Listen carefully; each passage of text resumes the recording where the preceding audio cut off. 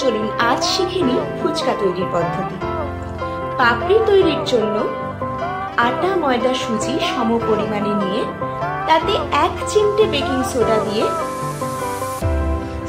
একটু শক্ত করে মেখে নিতে হবে মুন্ডটা। তারপর ছোট ছোট বেলি কেটে সেইটাকে হালকা হাতে ছোট ছোট রুটির আকারে বেলে নিতে হবে। তারপর খানিকক্ষণ হাওয়ায় শুকিয়ে গরম তেলে ছেড়ে দিলে ফুচকা কিন্তু রেডি। অবশ্য ফুলতে হবে ফুচকা। এবার টক জল, তেঁতুলের কাঠ, রোস্টেড জিরে ধনে গুঁড়ো, সাদা নুন, বিট নুন, লঙ্কার কুচি, পাতিলেবু, এগুলো ঠান্ডা জলে কিংবা নর্মাল জলে ভালো করে গুলিয়ে নিলেই কিন্তু টক জল রেডি হয়ে যাবে। তবে সবকিছু স্বাদ মতো দিতে হবে। অনেকে ধনে পাতাও দেন, আমি ধনে পাতা পাইনি তাই দিতে পারি। আপনারা চাইলে গন্ধরাজ লেবু ইউজ করতে পারেন। লেবুর খোসাগুলো জলে দিয়ে দিলে কিন্তু খেতে খুব ভালো হয়।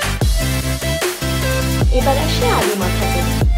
আলু সিদ্ধ করে তার মধ্যে সিদ্ধ করা ছোলা, মটর, কাঁচা ছোলা, সাদা নুন, বিট নুন, সিদ্ধ করা কাঁচা লঙ্কা,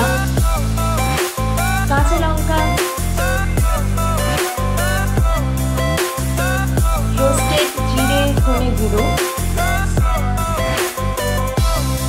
স্বাদ মতো লেবুর রস দিয়ে ভালো করে মাখিয়ে নিলেই কিন্তু আমাদের আলু মাখাও রেডি হয়ে যাবে। তবে ওই টেস্ট আসবে কিন্তু আপনার হাতের গুণ, তাই আপনাকে কিন্তু সমস্ত কিছু পরিমাণ মতোই দিতে হবে। রেডি হয়ে গেছে আমাদের ফুচকা। এবার বাড়িতে কেউ এলে বা কোনো বর্ষার দিনে যদি হঠাৎ করে ইচ্ছে হয় ফুচকা খেতে, তাহলে অবশ্যই বাড়িতে ফুচকা বানিয়ে খেয়ে নিতে পারবেন।